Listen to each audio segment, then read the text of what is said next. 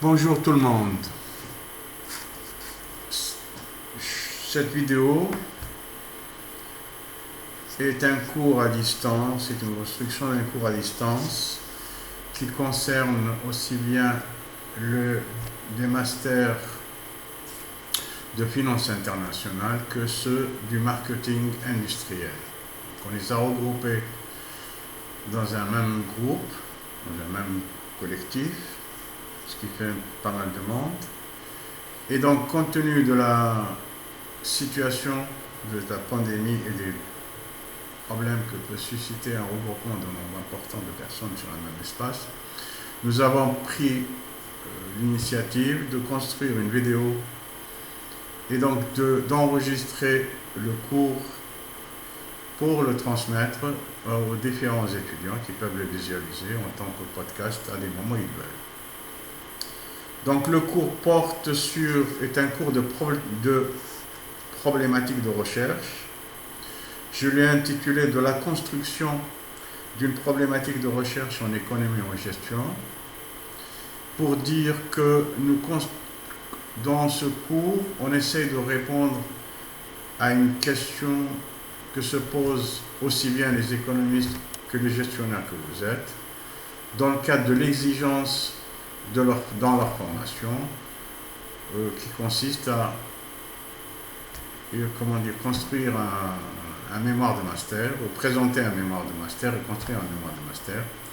Et pour quelqu'un qui fait une thèse, finaliser sa recherche, sa formation par une thèse qui est un travail à la fois personnel et collectif. Alors, donc, la question est la suivante.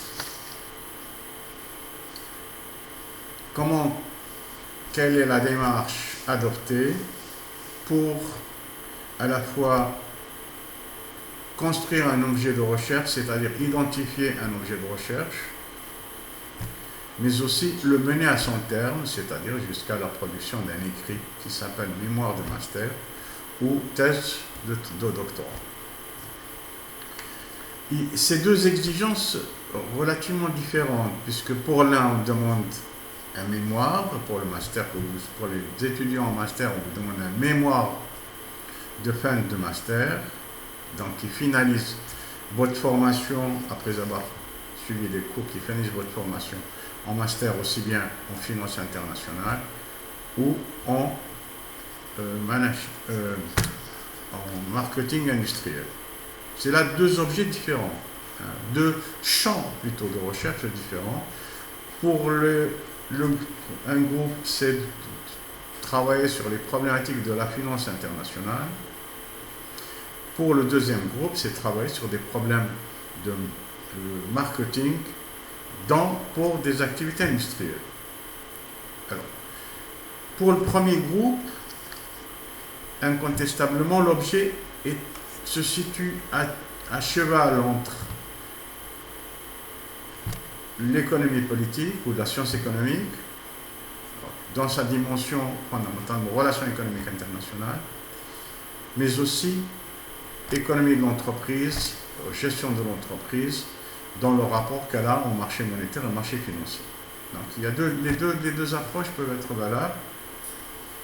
Pour les gens qui travaillent sur le marketing industriel, il s'agit donc du marketing dans sa dimension relationnelle avec la clientèle et les marchés, à la fois particulièrement les marchés en aval, c'est-à-dire les marchés où on vend ses produits, et le relation avec les parties prenantes, comment vous voulez arriver à toucher les parties prenantes, les acheteurs, et comment les inciter à acheter votre produit. Mais il s'agit d'un produit, d'une activité industrielle. Donc ça nous amène à poser la question du champ d'étude, c'est celui de l'industrie. L'industrie peut être perçue de deux manières différentes. La manière restrictive, qui est traditionnelle, qu'on hérite de l'économie industrielle et qui s'est développée de manière autour de la théorie des organisations, mais aussi autour des problématiques de marketing, c'est une perception, une définition de l'industrie autour de la matérialité du processus, des éléments qui constituent l'industrie. C'est-à-dire, on définit dans ce cadre-là, l'industrie serait toute activité qui a pour objet de transformer un ensemble d'entrants matériels en sortant ou en output matériel issu dans le cadre d'un processus industriel. Vous avez donc un ensemble d'inputs qui sont matériels. Vous avez un procès de travail et un procès de production, c'est-à-dire un processus de transformation, de mise en œuvre d'un système de machines avec des matières premières, de l'énergie, de la main-d'œuvre, pour aboutir à un produit matériel. C'est là la première définition de l'industrie, une définition primaire et restrictive. C'est lié au fait que dans le temps, on considérait que seule l'activité matérielle était productrice de richesse. L'activité de marketing, par exemple, pas encore que ça, on peut discuter de ça. L'activité non matérielle de service était improductive, et donc non productive. Ce point de vue qui a dominé, lié à l'économie classique, à l'économie marxienne, et qui définit la création de richesse en tant que processus lié à la matérialité de l'activité, a évolué, largement contesté par la réalité et également sur le plan théorique, qui fait que de plus en plus le champ s'est élargi.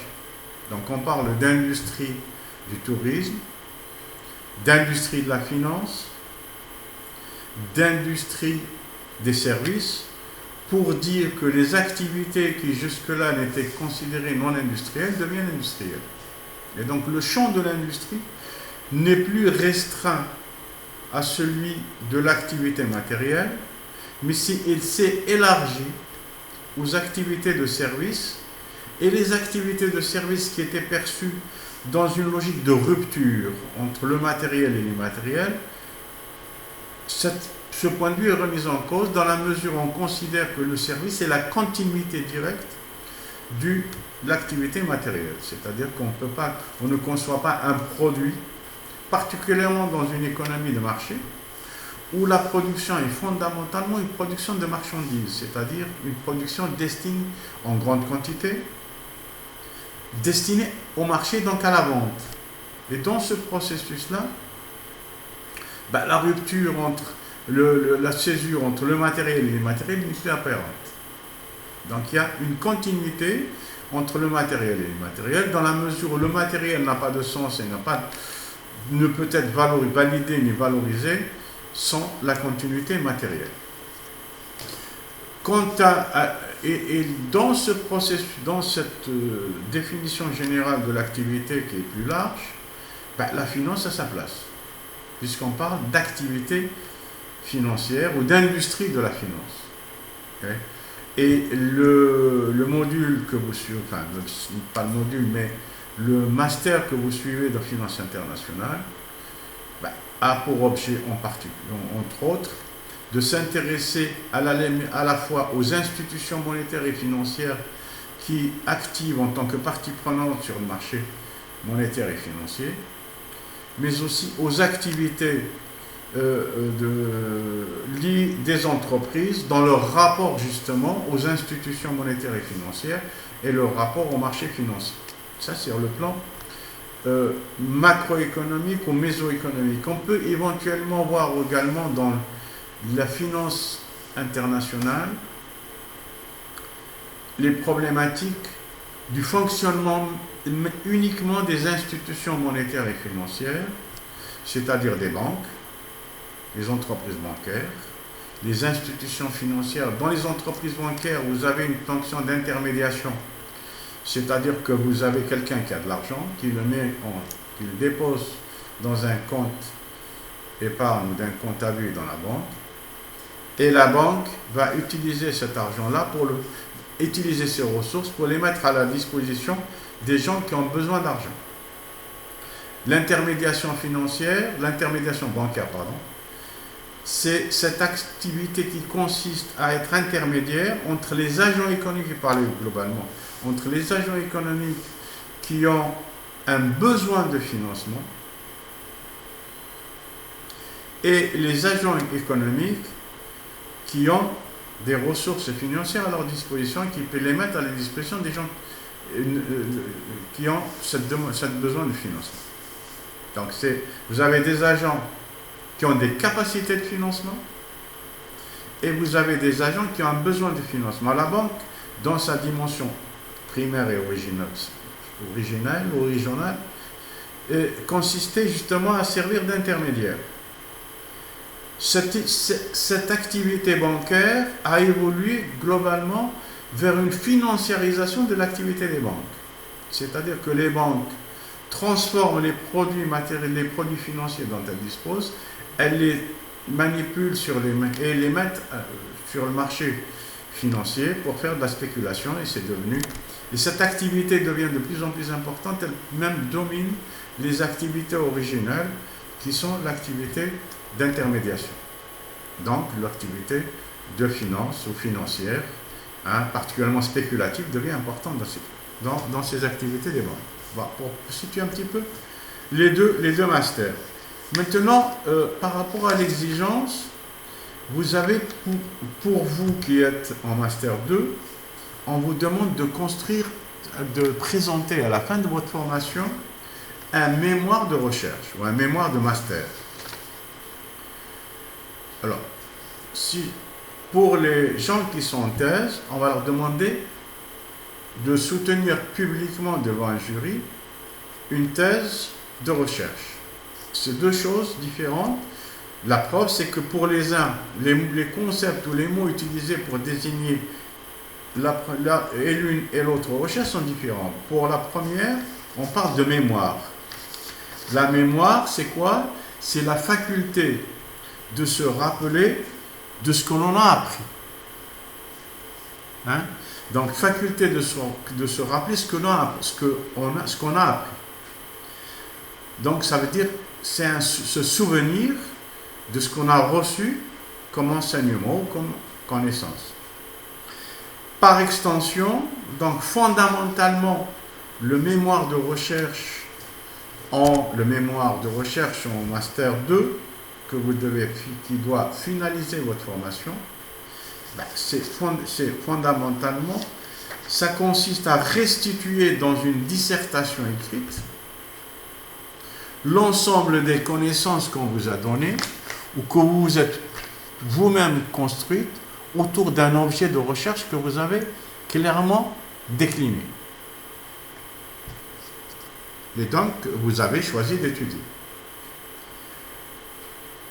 Par contre, la thèse est une proposition théorique qu'on avance et que l'on soutient avec des arguments, c'est-à-dire qu'on a une thèse, c'est-à-dire une idée, ou du moins avec argumenté sur une situation concrète ou un objet concret que vous étudiez, et que vous allez soutenir et présenter avec des arguments devant un auditoire qui va valider ou non votre proposition. La thèse peut être également soutenue de manière dans un autre cadre, par exemple dans le cadre d'une publication. Vous allez soumettre un objet, une étude. Vous faites un ouvrage, par exemple, et l'ouvrage n'est publiable que dans la mesure où il a effectivement une pertinence sur le plan de la proposition. Maintenant, donc la thèse est aussi l'objet lui-même, c'est-à-dire l'ouvrage ou le document de 200, 300 pages, 400 pages, plus que ça, je ne sais combien de pages, que vous allez produire et qui obéit à des règles clairement méthodologiques, clairement identifiées et clairement déclinées. On va vous dire que vous allez la structure, le cheminement du raisonnement doit se faire de la manière suivante. Donc la présentation de l'objet, le cheminement du raisonnement et les conclusions. Vous allez, sur le plan maths technique, on va vous dire, vous allez faire un texte avec des marges, telle marge, avec un certain nombre de chapitres qui doivent être équilibrés, avec un certain nombre de pages qui doivent être minimum. On donne essentiellement le minimum, le maximum est laissé relativement ouvert. On vous donne également les caractères que vous allez utiliser, Times New Roman, 12, je ne sais, Calibri, je ne sais quoi encore. Et donc vous avez un dispositif normatif qui vous oriente dans la construction de votre ouvrage, de votre produit. Également, vous avez une bibliographie, la manière de le faire, la manière vous avez des annexes, la manière de le faire, etc., etc. Donc ça, c'est des éléments méthodologiques importants qui font que, ma foi, que vous êtes contraint d'obéir à des règles sur le plan méthodologique et sur le plan du contenu, et qui va être validé après. Le deuxième, un autre point de vue, c'est que la thèse, sur le plan, traduit un moment du cheminement du raisonnement également. Dans un triptyque, thèse, antithèse et synthèse, qui est le raisonnement philosophique ou le raisonnement logique dans un processus de démonstration et dans le processus de construction d'une thèse. Généralement, on vous présentez une thèse, c'est-à-dire une proposition. L'antithèse, vous voyez les propositions contraires, pour aboutir à une synthèse qui est en fin de compte une symbiose des deux. C'est de dire, voilà, c'est ma proposition qui serait comparativement à ce que dit l'un et l'autre, voilà ce que je propose et qui est la synthèse des deux éléments. Donc c'est un cheminement. La thèse peut être aussi un moment dans le triptyque thèse, antithèse et synthèse, et avec l'aboutissement, si vous voulez, quand la synthèse étant l'aboutissement de ce triptyque, dans un processus de raisonnement et dans le processus de construction d'une thèse ou d'un raisonnement quelconque, même y compris dans un mémoire de recherche éventuellement, de master, puisque vous présentez un objet, vous présentez une thèse, c'est-à-dire ce que vous dites ou ce que disent certains. Vous allez proposer l'antithèse, c'est-à-dire ce que d'autres disent et qui seraient éventuellement pas d'accord avec les premiers, ou bien qui continuent le premier.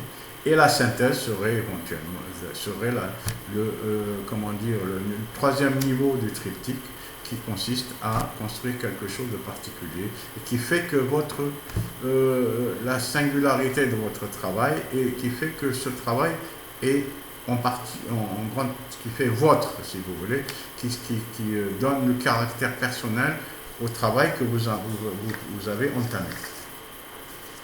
Maintenant, quel est l'objectif de ce séminaire, que ce soit pour les masters ou pour les doctorants? Ma foi, le premier objectif, puisqu'on vous fait un séminaire, on vous apprend à faire, à identifier un objet, à le formuler, à le structurer, à le construire, ça veut dire qu'on vous permet de sortir d'une situation où vous serez d'isolement, où vous serez livré à vous-même. La preuve, c'est que par ce séminaire de formation, on permet, vous avez l'obligation, elle est incontestable, l'obligation de produire un mémoire de recherche, un mémoire de master à la fin de votre formation. On peut très bien imaginer que vous soyez livré à vous-même et que vous n'avez pas de cours de méthodologie qui vous permet effectivement de réfléchir sur la manière de mener la recherche. Et donc, vous allez être livré à vous-même et, ma foi, chercher dans des ouvrages ou bien, ma foi, buter sur des problèmes insolubles, qui sont des problèmes de méthodologie que vous n'arrivez pas à maîtriser totalement. Ma foi, ça veut dire que vous êtes dans une situation de solitude du chercheur, qui est fait enfermer dans son bureau et qui se pose la question: que dois-je faire? Qu'est-ce que je dois prendre comme sujet? Comment vais-je faire pour éventuellement construire des connaissances autour de ce sujet? Et comment construire et comment mener à bout cette recherche, c'est-à-dire qu'il doit aboutir à un mémoire de master. Donc on vous sort de votre isolement en vous intégrant dans un cadre institutionnel qui est le cours, où il y a une administration, des enseignants qui vous orientent et qui vous donnent leur point de vue sur la question.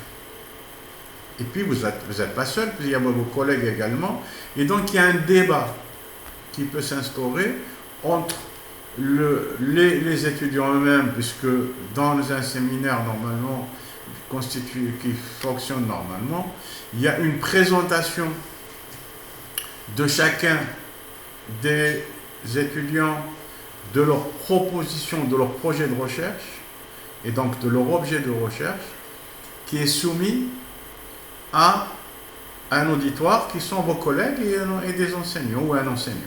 C'est ce qu'on appelle, par exemple, les séminaires doctoraux ou les séminaires méthodologiques. C'est ce séminaire-là. En réalité, ce séminaire doit normalement, au-delà des choses techniques qu'on peut vous apprendre, au-delà de certains éléments tels que je suis en train de les développer qui peuvent être intéressants, vous devez, dès le départ, vous êtes dès le départ confronté à une question: qu'est-ce que je choisis comme objet et comment vais-je le mener? Bon. Ce choix se fait d'abord par rapport à un champ. Vous avez deux champs ici puisqu'il y a deux masters. Le master de finance internationale, donc le champ c'est celui de la finance tel que je l'ai défini au départ, ou du moins tel que le définit ou vous l'a proposé votre responsable du projet master ou bien les différents enseignants qui vous enseignent la finance, et vous-même. Ce champ-là, votre sujet doit s'inscrire dans ce champ. Vous êtes dans la finance internationale, vous n'allez pas faire un mémoire sur le marketing. Inversement, quelqu'un qui est en master de marketing industriel ne va pas faire un mémoire de finance internationale. Même s'il peut faire de la finance, du marketing pour des institutions, autour des institutions monétaires et financières qui concernent la finance internationale. Donc, vous avez un champ par rapport à un objet. C'est un moment très dur, c'est un moment très difficile, c'est un moment important et primordial dans le processus de construction de votre mémoire de recherche, de master. C'est le moment vital ou le moment essentiel qui consiste à identifier l'objet, à préciser l'objet de recherche. Après, il y aura des problèmes techniques et de cheminement qui sont beaucoup plus faciles que le moment où vous devez dire de quoi vous allez traiter. Après, quand vous dites de quoi je vais traiter, se posera la question: comment vais-je mener effectivement ma recherche, et puis quelles sont les conclusions, éventuellement l'aboutissement de cette recherche, à quoi aboutit ma recherche en termes d'ouverture et en termes de conclusion. Donc ça, c'est un élément important, et dans le séminaire normalement en fonction ou en activité, dans une situation qui n'est pas celle de la pandémie, et à laquelle on doit trouver des solutions à ce propos, normalement chacun de vous doit réfléchir sur un objet de recherche et le présenter devant le collectif des collègues, de vos collègues étudiants, et également en présence de votre directeur d'enseignant, dans l'enseignement de la méthodologie, mais aussi ça peut être aussi de votre directeur de recherche. Puisque pour chacun, je suppose que chacun de vous, de mémoire est individuel, donc il n'y a pas de mémoire collective, et que chacun de vous doit avoir un directeur de recherche qui doit vous accompagner dans le processus de recherche et vous conseiller. Donc, ma foi, il y a une ambivalence, c'est-à-dire que le séminaire,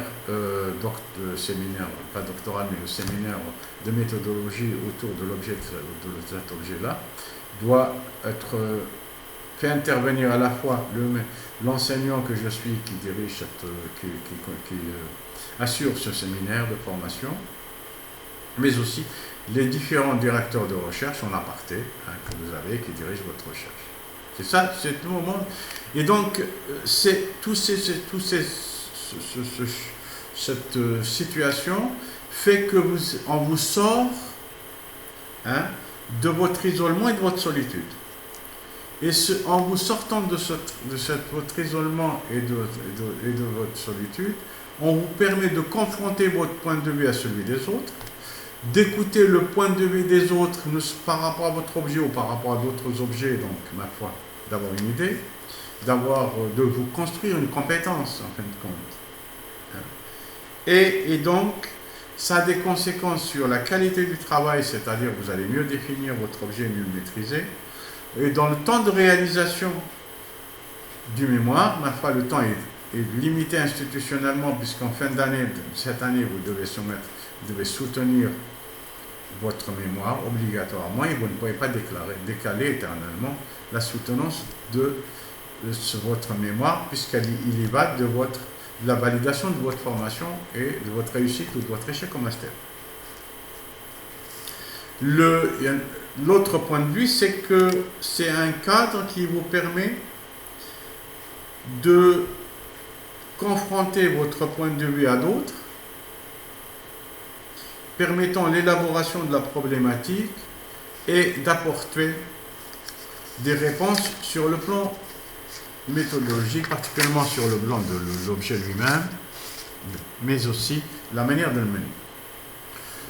Un troisième point, me semble-t-il important, c'est celui qui consiste à éviter qu'il y ait un conflit, qui peut exister, particulièrement dans le cadre d'une thèse, entre un directeur de recherche et le chercheur ou l'étudiant en master ou le thésard. Donc, ma foi, ça permet de la construction, lorsque vous construisez votre compétence dans le cadre d'un cadre collectif, par la confrontation avec d'autres points de vue, en écoutant d'autres, en lisant des choses, etc., vous arrivez à, ma foi, vous dire accepter ce que vous dit vos directeurs de recherche et ne pas considérer que, ma foi, qu'il y ait conflit, c'est-à-dire les points de vue qui nous sont inconciliables et qui conduisent généralement à une rupture de contrat de recherche qui peut exister entre un directeur de recherche et celui du thésard ou celui du master, d'un étudiant en master 2. Un dernier élément, c'est donner un espace de prévalidation du travail de recherche, c'est-à-dire c'est une manière de valider avant la soutenance, d'avoir un point de vue ou une vue autre que la vôtre sur le travail que vous menez, avant la soutenance de votre thèse ou la soutenance de votre mémoire.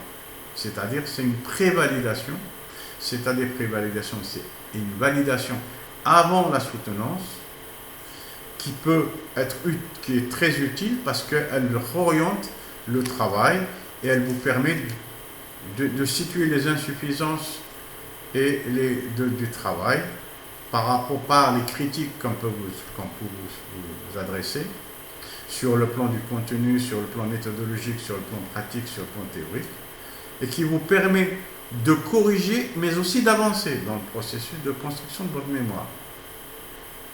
Et ça, c'est l'objet, effectivement, des séminaires doctoraux ou des séminaires en master, et particulièrement en méthodologie, dans lesquels vous présentez votre travail et dans des processus séquentiels, c'est-à-dire que vous avez une phase 1 complètement au début, vous vous interrogez sur la question, vous définissez l'objet, une première définition d'objet, vous allez évoluer progressivement dans la démonstration et dans la construction de l'objet sur le plan théorique et sur le plan factuel. On va vous adresser on va situer des insuffisances de votre travail, on va vous adresser des critiques, et partant de là, lorsqu'on vous adresse des critiques, ça vous permet de corriger votre travail. On va vous dire, tenez, vous savez, tel ouvrage que vous avez cité ou la telle thèse que vous avez présentée, ma foi, a été critiquée par telle thèse qui est plus récente et qui fait avancer le travail, mais que vous avez omis. Vous êtes sur le plan pratique, par exemple, vous faites des entretiens, on va vous dire le nombre d'entretiens. Votre entretien, vous avez, c'est un entretien, le guide d'entretien n'est pas bon. Il faut le corriger de telle manière et telle manière pour qu'il soit pertinent. Vous êtes dans un questionnaire fermé, on va vous dire le nombre de questions, le questionnaire que vous avez recueilli statistiquement sont insuffisants parce que il y a une exigence pour qu'il soit pertinent, une enquête pour qu'elle soit pertinente, il faut qu'il y ait un tel nombre qui est exigé statistiquement. C'est des choses comme ça qui vont vous faire évoluer. Hein. On va vous dire le nombre d'items que vous choisissez dans un questionnaire n'est pas pertinent, l'articulation n'est pas bonne. Donc, enfin, il y a plein de choses sur le plan et pratique et sur le plan théorique qui vont servir à évoluer le travail et va vous faire avancer le travail.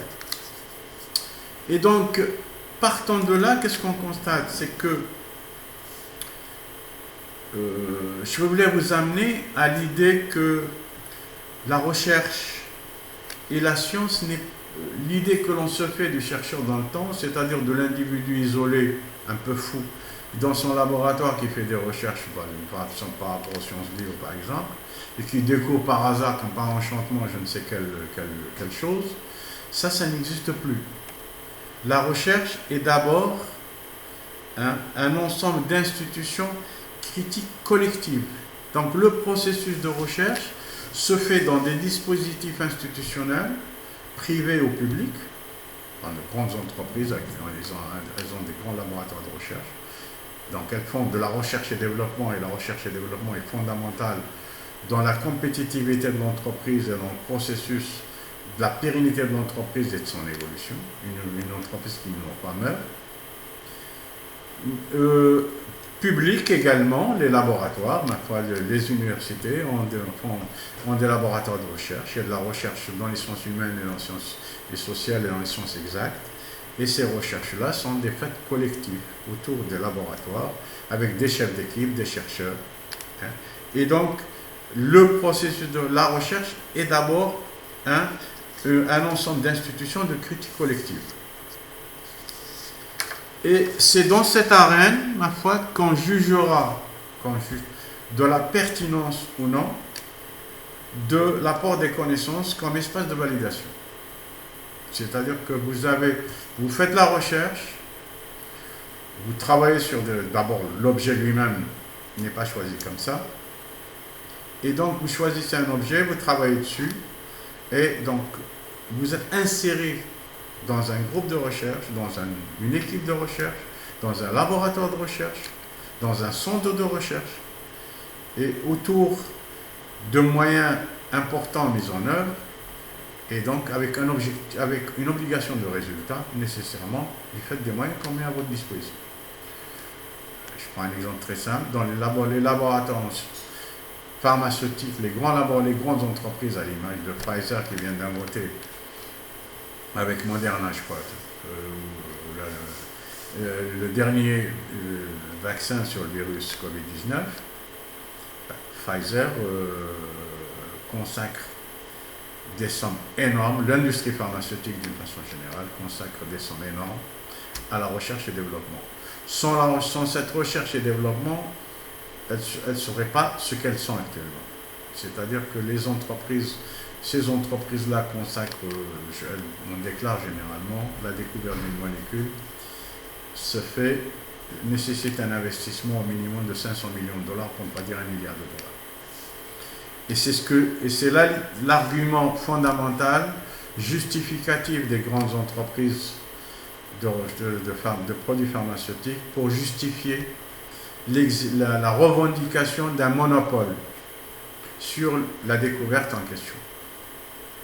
C'est ce qu'on a. C'est d'ailleurs c'est un processus qui est géré par la loi et qui leur confère une protection comme étant une protection intellectuelle déposée par un brevet qui est déposé quelque part dans les institutions de dépôt de brevet, aux États-Unis, en France, en Algérie, etc.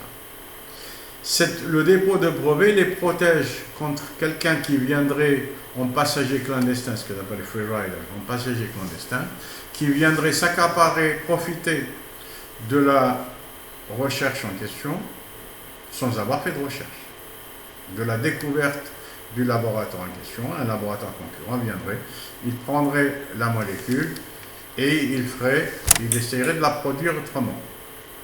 Alors, on peut faire, il la produirait simplement, hein, c'est-à-dire en faisant ce qu'on appelle de l'ingénierie inverse. C'est-à-dire qu'on prend un médicament quel qu'il soit, pilule, comprimé, je veux dire, liquide ou je ne sais quoi encore.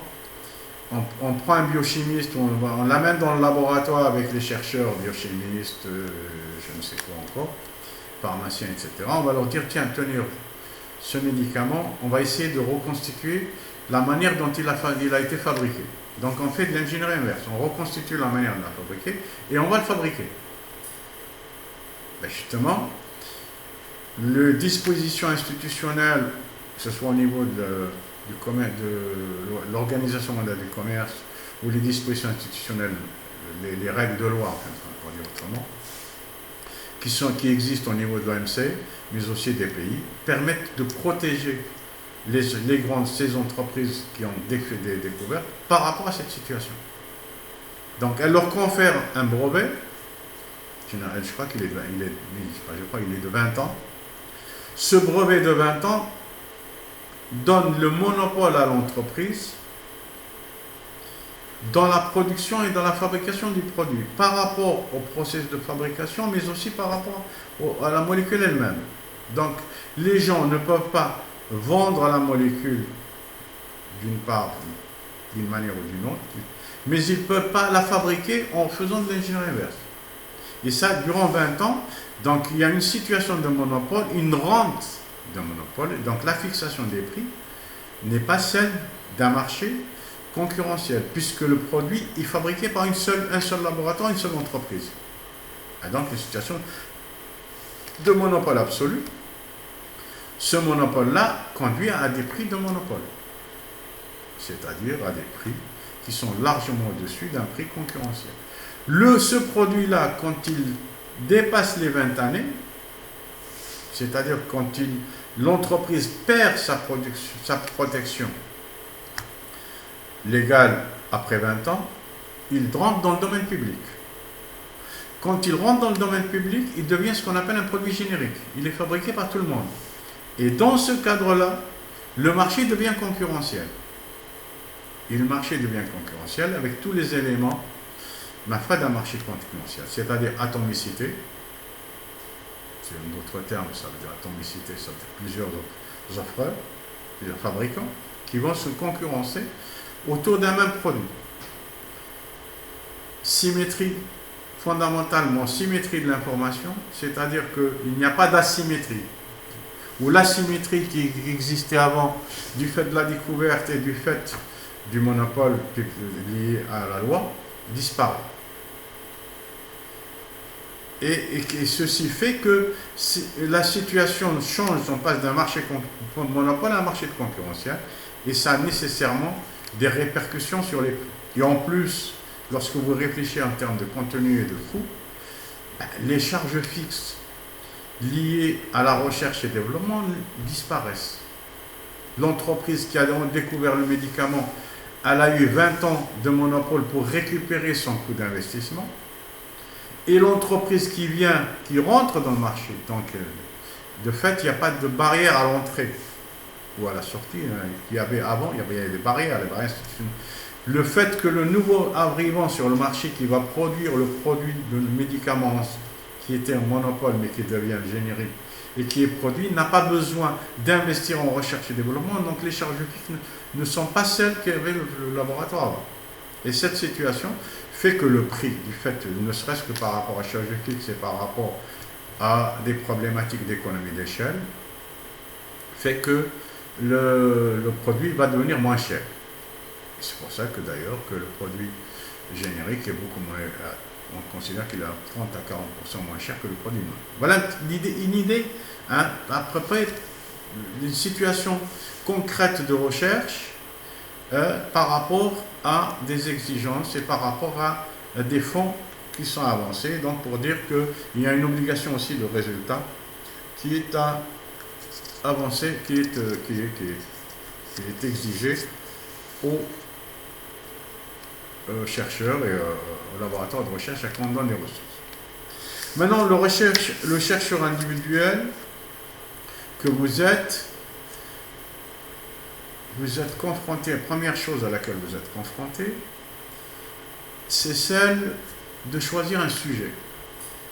Je vous ai dit tout à l'heure, on a deux masters, le master en marketing industriel et le master en finance internationale. Vous avez deux champs. Donc, vous êtes incontestablement, le terrain est connu. Pour les marketing, les gens du marketing, leur terrain c'est celui du marketing industriel, donc de l'industrie, mais par rapport à ces activités de marketing, ou de l'activité de marketing dans l'industrie, avec les problèmes que je vous ai dit tout à l'heure, de définition de l'industrie, qui est partie d'une définition matérielle de l'industrie. On disait que l'industrie, dans l'économie industrielle des années 60, l'industrie était considérée comme l'ensemble des activités de production qui transforment un input ou des entrants matériels à travers un processus de production, donc des machines, de la matière première, matérielle, de la main-d'œuvre, et qui donne un produit matériel. Vous avez du minerai de fer, une usine sidérurgique, et ce minerai de fer transformé avec de la main-d'œuvre, etc., de l'énergie, va vous donner des produits sidérurgiques, du rond à béton, des tôles plates, des tubes, je ne sais quoi encore. Ça, c'est la première définition à l'origine. Cette définition à l'origine n'a plus cours. Elle n'a plus cours parce que l'industrie, c'est à la fois cette activité matérielle, mais aussi des activités immatérielles, puisqu'on vous parle d'industrie des services, d'industrie de la finance. Et donc, les activités de service, du fait, en réalité, du développement économique et du développement industriel, on passe d'une économie industrielle vers une économie de service de plus en plus, particulièrement avec l'émergence des nouvelles technologies, où de plus en plus, les activités de service sont des activités aussi importantes que les activités matérielles. Maintenant, on peut concevoir, en disant que maintenant on est passé d'une activité, d'une société industrielle dans le sens matériel, vers une société de service, considérant qu'il y a une rupture. En réalité, non. Le service ne fait que continuer l'élément matériel. C'est-à-dire que de plus en plus, les activités de service sont de plus en plus importantes et de plus en plus essentielles dans la réalisation de la production de la production matérielle. Il y a un économiste qui a fait une étude pratique pour vous dire un petit l'importance des services, mais non pas par rapport en rupture, mais par rapport à leur importance respective. Il y a, je crois que c'est Gattaz, il y a un économiste qui a fait une étude, c'est un économiste industriel, qui a travaillé sur un jean de marque, un petit peu comme dirait Lévi-Strauss, je ne sais quelle marque, importante, qui se vend en France à 80 € le jean. Donc, il suit toute la filière de production. Du champ de coton jusqu'au moment de l'acquisition du jean par le consommateur final à Paris ou je ne sais quelle ville du monde, aux États-Unis ou je ne sais, ou à Alger ou là. Bon. Et donc il suit toute la filière industrielle. Eh bien, il constate la chose suivante. L'activité du paysan qui cultive le coton, plus l'activité de filage et de cardage et de filage, c'est-à-dire de traitement du coton pour en faire du fil, puis de tissage, y compris la peinture du tissu pour sortir du tissu teint. Ça représente, je crois, autour de moins de 10 € sur les 80. Les 70 € restants sont fondamentalement des activités de transport et surtout immatérielles. c'est-à-dire de publicité, de marketing, etc. Prenez une vedette, une grande vedette, je ne sais lequel, de foot ou je ne sais de la chanson, je ne sais pas quoi, qui sert de support publicitaire de marketing pour le produit, gagne beaucoup plus d'argent que tous les gens, que le paysan et les gens qui font le tissu. C'est pour dire que l'importance des activités. Mais on ne peut pas concevoir l'activité de service si vous supprimez l'activité de production. Donc l'activité de production, certes, devient moins importante que les activités de service, mais n'en reste pas moins que c'est important. Voilà, un petit peu. Maintenant, je suis encore un peu plus loin, j'ai un petit peu les choses. Prenons Amazon, qui est une plateforme de vente à distance, la plus grande entreprise, qui fait partie des GAFA américaines. On ne peut pas concevoir Amazon sans les produits qu'elle vend. Mais les produits qu'elle vend, mais Amazon est beaucoup plus importante que les gens qui achètent ces produits. Et donc, pour vous dire un petit peu le rapport qu'il y a entre la dimension matérielle et la dimension immatérielle. Maintenant, revenons à des choses beaucoup plus concrètes auxquelles vous êtes confrontés lorsque vous voulez construire un sujet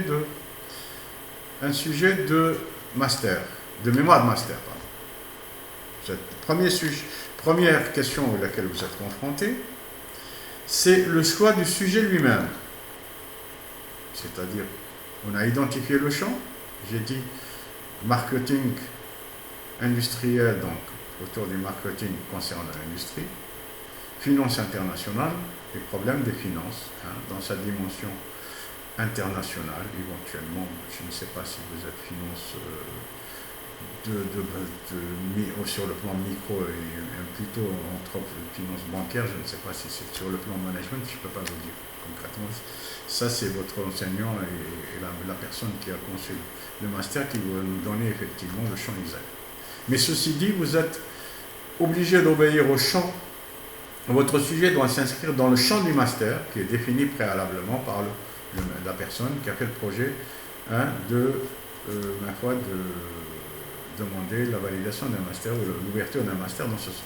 Donc, finance et marketing, finance industrielle et marketing industriel, finance internationale. Il ne s'agit pas de finance nationale, finance bancaire ou de finance des institutions monétaires et financières en Algérie, mais il s'agit de finance internationale. Maintenant, je ne sais pas comment, ceci dit, c'est les deux champs. Dans ces deux champs, chacun de vous doit construire ou dire, décliner un objet, en d'autres termes un sujet, choisir l'objet d'un objet de recherche, définir un sujet précis, décliner un sujet précis. Et donc choisir un sujet. Ce choix de sujet, puisque c'est des mémoires individuelles, est fondamentalement et d'abord individuel. Individuel dans le sens où c'est quelqu'un, une personne, un individu qui le fait, en tant que one person, une personne. Mais c'est aussi individuel dans la mesure il doit intéresser la personne, pour ne pas dire passionner le chercheur. Il ne s'agit pas de choisir comme ça au hasard, non, de choisir un sujet qui vous intéresse. Pour choisir un sujet qui vous intéresse, il faut que vous ayez incontestablement, que vous ayez donné des connaissances, construit des connaissances particulières à ce propos, c'est-à-dire accumuler des connaissances, pas en ayant suivi des formations dans le cadre de ce séminaire, de ce master, mais aussi par des lectures différentes que vous allez lire et qui font que vous allez sentir un intérêt particulier, un domaine particulier, dans lequel éventuellement, et certainement, vous spécialisez. C'est-à-dire que demain, vous allez être perçu comme une personne ressource dans un domaine particulier. Ce domaine particulier donnera naissance à un master, un mémoire de master, qui va être votre fonds de commerce. Ça, c'est très important. Donc, le choix est individuel, mais il n'est pas le fait du hasard, il n'est pas le fait de la contrainte. On ne choisit pas un sujet parce qu'il n'y a rien, parce qu'on choisit comme ça au hasard.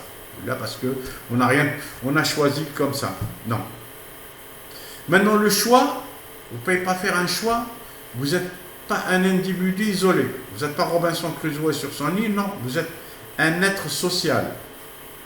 Donc, vous êtes inscrit dans, en faisant cette recherche, vous vous inscrivez dans une communauté de chercheurs. Parce qu'il y a d'autres gens qui travaillent sur la question, des gens, des professeurs d'université, des chercheurs de laboratoire, ou des je ne sais que d'entreprise, des gens qui réfléchissent sur la question au niveau international, local, national et international, avec des spécificités. Vous n'allez pas réfléchir sur la finance internationale aux États-Unis, même si on peut le faire éventuellement et ça c'est pas inintéressant, mais vous allez réfléchir sur la finance internationale en Algérie dans son rapport éventuellement avec l'environnement socio-technique ou l'environnement institutionnel national ou l'environnement international. Deuxième élément, et donc le choix que vous faites est un choix qui s'inscrit dans le mainstream, ce qu'on appelle le mainstream, c'est-à-dire le courant dominant, qui s'inscrit dans les préoccupations de la communauté qui réfléchit sur la question, la communauté des chercheurs. Sinon, vous allez intéresser personne. D'abord, votre mémoire de licence, votre sujet ne va pas être accepté. On va vous dire, je sais pas, vous allez traiter de tel sujet, ça n'intéresse personne. Non, c'est pas intéressant. Ça n'intéressera ni votre direct, ni la personne qui va accepter de vous diriger, ni les gens qui vont demain être appelés pour valider votre travail, pour juger de votre travail. On va vous dire, non, il y aura cette histoire-là. Donc, il faudrait que vous vous inscrivez dans le mainstream et donc dans l'intérêt et dans les préoccupations de la communauté de chercheurs. Un troisième élément qui est important, c'est que l'objet de votre recherche ou votre interrogation doit présenter un intérêt social. Un intérêt par rapport à une demande potentielle qui existe dans la société. Parce que c'est un problème que connaissent les entreprises, par exemple finance internationale, je pense finance internationale. Il y a un problème qui se pose en Algérie qui est à la fois économique et politique. Le président de la République ainsi que pas mal d'hommes politiques disent que malgré la contrainte que nous vivons actuellement autour du Covid-19 et malgré les ressources financières dont on dispose et qui se réduisent de plus en plus du fait de la crise, il n'est pas question pour l'Algérie d'aller sur le marché financier et d'aller sur le marché du crédit et emprunter de l'argent sur le marché international. Ça, c'est un point de vue politique. Mais on peut avoir un point de vue technique et économique autour de la question en disant, tenez, le pays dispose de ressources, des fonds, de fonds assez intéressants, d'un volume de ressources importantes, autour de 30 milliards de dollars à peu près, ou 40 milliards de dollars, je crois que c'est 30 milliards actuellement, que ces ressources peuvent servir de garantie et rendre solde par rapport à un risque souverain que présenterait le pays en allant sur le marché international emprunter de l'argent. Par ailleurs, en disant nous avons de quoi tenir pendant, disons, 2 ans, on peut très bien profiter de la situation, de la conjoncture actuelle, où les taux d'intérêt sont relativement réduits. Les pays occidentaux empruntent à des taux négatifs, c'est-à-dire qu'ils empruntent et on les paye pour emprunter. Et donc, c'est de dire que les taux d'intérêt sont relativement réduits, et donc on peut profiter de l'opportunité pour emprunter de l'argent et bénéficier de l'effet de levier. L'effet de levier, ça veut dire qu'on a, au lieu d'avoir un délai des ressources pour 2 ans, on aura des ressources pour 5-6 ans. En empruntant de l'argent sur le marché international, ce qui permet de décaler les échéances et donc de mieux supporter la conjoncture qui peut exister au niveau qui existe actuellement et dont les répercussions peuvent se répercuter plus tard, ou du moins devenir plus pressantes dans l'année prochaine ou dans 2 ans. voyez que c'est deux points de vue différents, mais c'est une question qui se pose dans le champ des finances internationales et des problèmes de finances par rapport au pays, par rapport au crédit que peut supposer, que peut payer. Et donc, voilà un sujet qui peut un intérêt. Maintenant, si vous réfléchissez, je ne sais que sur quel sujet qui n'intéresse personne, ça ne portera pas. Donc, il doit avoir ça peut être, donc l'intérêt social peut-être pour les entreprises, la société civile, les associations, c'est les ONG, etc. On peut, par exemple, on peut travailler sur le comportement des organisations marketing industriel. Toute la politique de communication des entreprises industrielles par rapport à l'environnement et aux exigences environnementales dans l'Algérie ou l'ailleurs. Ça, c'est la société politique, effectivement. Ça peut être une réponse, effectivement, à une demande et un intérêt par rapport au pouvoir politique et aux institutions politiques. Ce sont la wilaya, la daïra, la commune et même le gouvernement au niveau supérieur.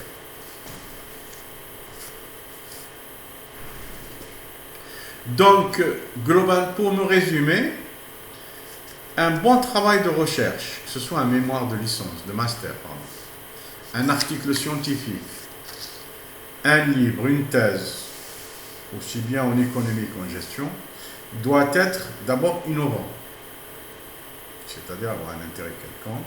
Innovant dans le sens schumpeterien du terme. En tant que Schumpeter définit l'innovation en tant que processus de destruction créatrice.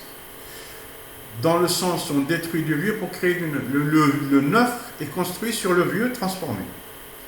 Dans le sens donc où il apporte un plus sur le plan de la réalité étudiée.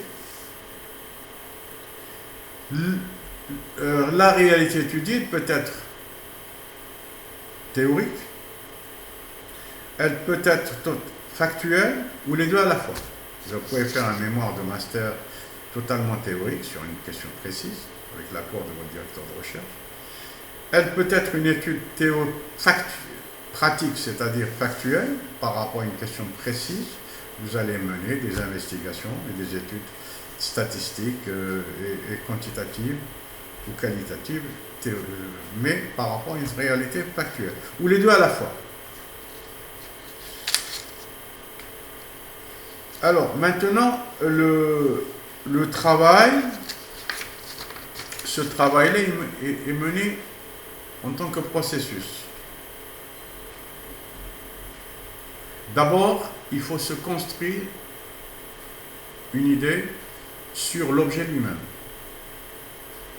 À la limite, on peut même considérer qu'on n'a pas d'objet précis, on a juste une intuition. Mais cette intuition doit devenir quelque chose de plus précis. Pour devenir quelque chose de plus précis, ma foi, on va regarder ce que disent les autres sur cette question. C'est-à-dire faire de la recherche bibliographique, identifier quelques éléments bibliographiques essentiels pour passer de l'intuition à quelque chose de beaucoup plus précis. Et donc, on fait une revue de la littérature, on identifie quelques lecteurs essentiels pour travailler dessus, faire des fiches de lecture, et partant de là, on aboutit à la fois à un objet plus précis et un cadre analytique plus logique, c'est-à-dire un cadre rigoureux et cohérent. Et donc, cette définition de l'objet de recherche, ce n'est pas de la lecture comme ça, que l'on fait par hasard, comme une promenade dans un champ dans un champ des auteurs et des concepts, donc sans aucune cohérence. Non, on ne fait pas de la lecture au hasard comme on ferait de la lecture en littérature comme ça, par affinité, par découvrant comme ça par hasard des auteurs, mais c'est une lecture ciblée autour d'auteurs précis et autour d'une question préalablement intuitive ou définie, permettant effectivement de préciser notre objet.